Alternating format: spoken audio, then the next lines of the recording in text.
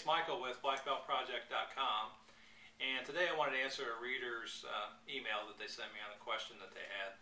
They're kind of working their way through the GTD 30-day challenge that I've been putting up on my website, and their question had to do with how to set up your GTD email, which is day 3 of the challenge.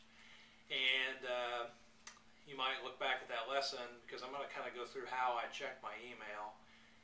Because one of the first questions they have was, when archiving, do I put everything in the archive, or how do I archive? Basically, was the question that I thought that they wanted to know. But I did say this question comes from TW. And what I do when I open my email account, first of all, I've got a standard procedure that I go through for checking my email. And the first thing I do is open up my account, and then everything in my inbox, I'll kind of quickly go through there, delete the trash, mark things as spam that are required to mark as spam, and then any informational items will go in my archive. Anything that requires action, I really don't use the 2-minute rule here. I just kind of throw everything into my action folder, and then when I get to my action folder, then I'll process it. If there's something that I receive from my assistant, or a fax that I receive that doesn't require any kind of action, then I'll put those in those folders, or something that I might want to review later on. Now, after I've cleaned out my inbox, I've got all the actionable items out of there and into one particular spot. So the next thing I do is then I'll check my spam folder to make sure nothing went in there. I'll review those items, anything that required me to move back into the inbox, I would do that, and unmark it as spam, and I'll empty the spam folder. Then after that, what I'll do, I kind of work my way through my other folders, one of which is my Yahoo Reminders folder. And what I try and do there is I have all my Yahoo Reminders come from my calendar. That's what I use as my tickler file. And those emails all go into Yahoo Reminders so they don't get mixed in together with my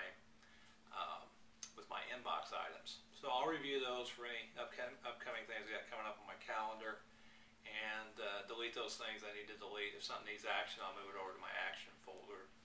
And I also try and review my waiting for folder, and I'll go through that in my re-review. And then once I go through those folders, then I'll work on my action folder, and I treat that just as a brand new inbox. And I'll go through those inbox items one at a time until I get that action folder down to 0. Sometimes it kind of balloons up. I know today, I started today, I had about 120 items in there. Right now I'm still processing, and I got it down to about 30. But by the end of the day, I'll have that emptied out, and everything will be out of my action folder. Now, anything that I'm done with pretty much goes into one single archive folder, unless it comes from somebody I work with, or it's a fax. And everything else I put into one archive. Now, the reason I do it that way is because I can search the archives for whatever I want, and then what I'll do is, if like today, I had to look for something, and I just searched for it, and it's there. And I don't think you really require a lot of folders for the archives, but there are some particular items, and if you can look at my folders there, that you can see that.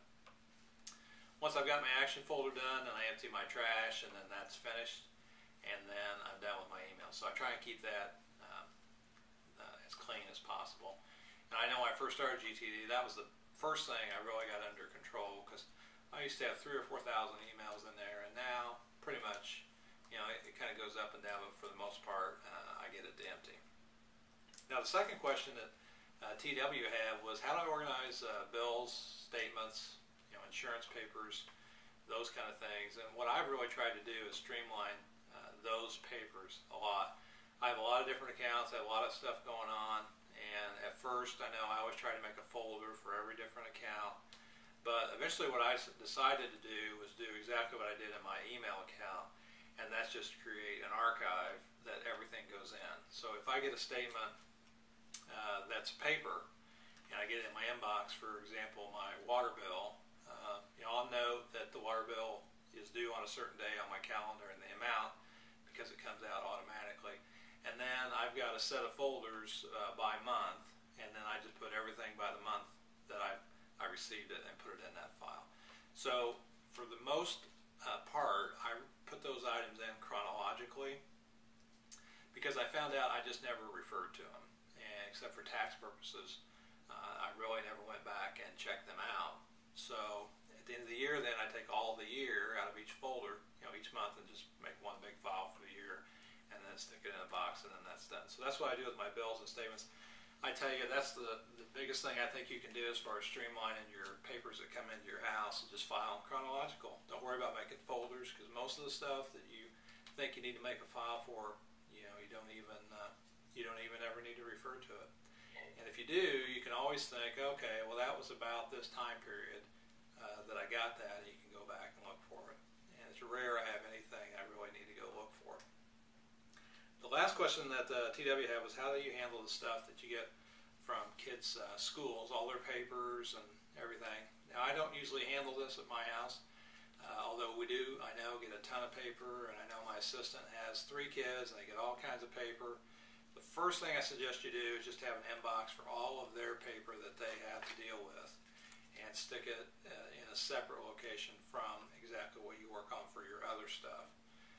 After that, I know what we try to do is make sure that anything we want to keep just goes into a binder, and I think they do that for the year. And anything, I know the school's got a good setup going with a folder they send home. One side's an inbox, one side's an outbox, and it's the opposite way for the school. And I know that every day that comes in, my wife tries to check that and get that back to the school.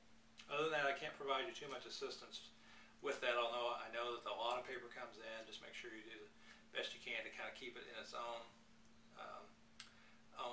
place and process it separately. That's really kind of what I would do. Anyway, I want to thank TW for the questions. If you got any questions, be sure and send them in.